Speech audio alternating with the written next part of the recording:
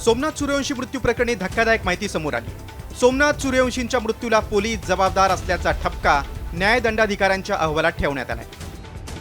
सोमवंशींचा मृत्यू मारहाणीत झाल्याचं गोपनीय अहवालात म्हटलंय। या संदर्भातला न्यायदंडाधिकाऱ्यांचा गोपनीय अहवाल राज्य मानवाधिकार आयोगासमोर दाखल करण्यात आलाय। संबंधित सर्व पोलिसांना नोटिसा बजावून त्यांच्याकडून उत्तर मागितलंय।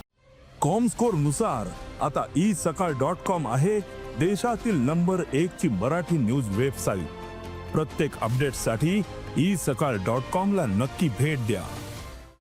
दोषी पोलिसांवर 302 चा गुन्हा दाखल करण्याची मागणी सोमनाथ सूर्यवंशींच्या आईनं केली आहे। माझी सरकाराला ही मागणी आहे आणि ज्या माझ्या मुलाला मारहाण केले ह्या मारहाणीमुळे माझ्या सोमनाथाचा मृत्यू झालेला आहे।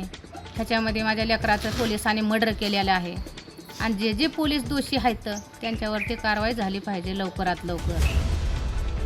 सोमनाथ सूर्यवंशी यांचा 15 डिसेंबरला न्यायालयीन कोठडीत मृत्यू झाला होता।